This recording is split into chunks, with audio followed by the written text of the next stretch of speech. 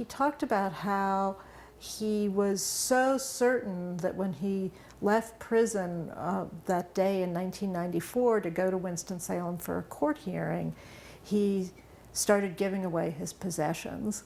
And that really intrigued me because it got at his sense of certainty, and it got at, you know, a little bit at the emotion that he felt at the time, that here he was in prison. You don't have many possessions when you're in prison, and he was giving them away. That huge disappointment that I know he felt when he was rejected in 1994, and the isolation and misery of spending all that time in prison. The losses were numerous and repetitive. It was, of course, hardest on Darryl, because it was loss after loss after loss. It's not just he's wrongfully charged and wrongfully convicted, but it's like repeatedly, you know, a system that he believed in. I mean, he believed in the criminal justice system at first. It changed after he was repeatedly denied justice, even in the face of DNA. The losses affected Rabel too. Because it was like, it's just so depressing. You think you have the answers legally and scientifically, and yet people in power say, you know, we don't care. Finality is more important than truth, which I rejected then, and I still reject it now. But it was a very dark decade, very dark, between 94 and 2004 when we finally got him out. In 2003, Zerwick published Murder, Race, Justice, The State versus Darryl Hunt, a series re-examining the case 19 years later that led to an unexpected call that would change the trajectory of Hunt's life. In February 1985, Regina Lane was kidnapped while she was walking into her job at Intagon Corp. She was commanded to drive away at gunpoint from the building and then raped. She managed to wrestle away the gun and tried to use it to defend herself, but her attacker told her it wasn't loaded. He then took out a knife and cut her in the face. A struggle ensued, and she was able to escape with her life. When media outlets reported the rape, they named Regina Lane the Intagon victim. Intagon Corp was near the Sentinel, and the nature of Regina Lane's rape was something that her mother-in-law, Mary, thought was similar to Sykes' rape and murder. Mary Lane suspected her daughter-in-law and Sykes had the same attacker. After the first installment of Zerwick's series was released in November 2003, Mary Lane left a voicemail for Zerwick telling her of Regina Lane and the man she identified as her attacker, and that police had discouraged her from pressing charges. Mary Lane gave Zerwick Regina's number, and Zerwick reached out to her and quickly wrote an article on this new lead and published it with her series. The series garnered interest from Judge Anderson Cromer. Cromer had ordered another round of DNA testing in Hunt's case. That round of DNA testing had been ignored by the technician at the state crime lab. After the series, Cromer said he would hold the technician and the crime lab in contempt if the DNA testing was not completed.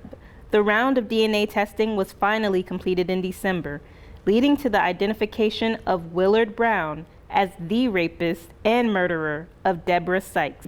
With this discovery, Hunt was finally released from prison that December and exonerated in February 2004, a development that shocked the community. One night in December of 2003, when the district attorney called and said, "Oh, we have a match and his name is Willard Brown," I was just stunned.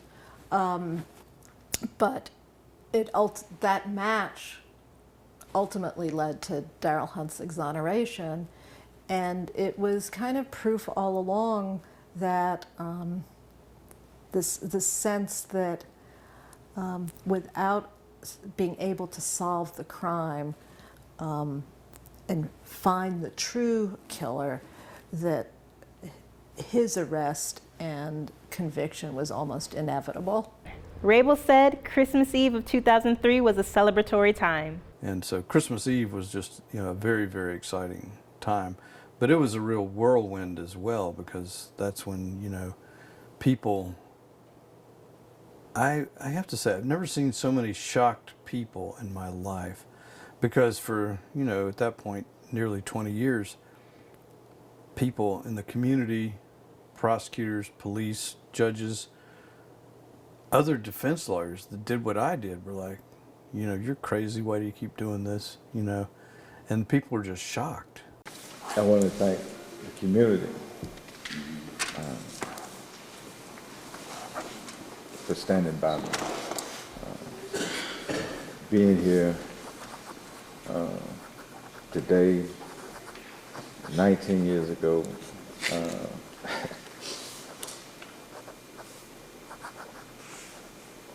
and I pray that we can all, as one, black, white, blue, green, everybody can heal. With Hunt's exoneration came more information about what kept him behind bars for so long. So there was a lot of evidence that was covered up by the police and by the prosecutors. In the end, the court actually determined that there were at least 3,000 pages of evidence of interviews of witnesses that should have been turned over to us. Those 3,000 pages, Rabel said, included police reports, State Bureau of Investigation reports, and witness interviews. Within the pages contained evidence that could show Hunt's innocence or attack the credibility of a witness. Information Hunt's defense was entitled to. And it was everything from different descriptions by the eyewitnesses, like Johnny Gray. At one point he'll describe the hair of the person he saw as an afro, and other time he would describe it in braids or cornrows. Other people told wildly different stories. Rabel said they also had evidence on Willard Brown. He also was identified as someone who attacked and kidnapped and raped another woman, Regina Lane, in February of 1985. And she identified him as the person. And they never charged him with that because they knew that this would open up the whole questioning of whether Darryl was the right guy. Because this attack happened a block away from where Deborah Sykes was murdered. Rabel said he and his team heard about Regina Lane's rape and asked for information to be turned over, but it never was. But they knew that. They had this and they hid that file, even though we asked for that evidence, because we had heard about this case downtown and they would never turn anything over, and they fought us on that. And they basically threatened her to keep quiet, the victim in the other case, and her family. These details were revealed in an investigation done by the city of Winston-Salem in 2007. So there was very, very serious cover-up, in this case. And is actually even, in many ways, much worse than I had even imagined. During her research for her series, Zerwig stumbled upon reports that led her to believe the case against Hunt was flawed.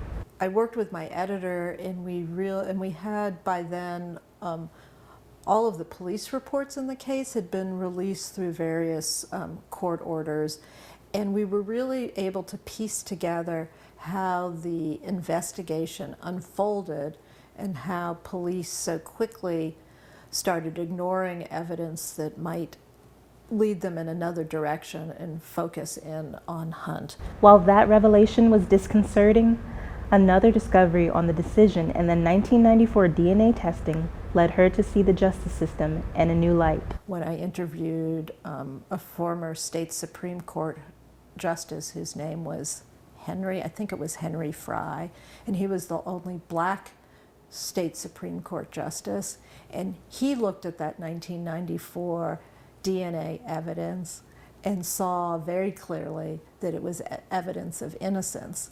And he wrote the dissenting opinion, and the other justices who were white in the majority didn't see that as significant, and they ruled that a jury would not have seen that as significant.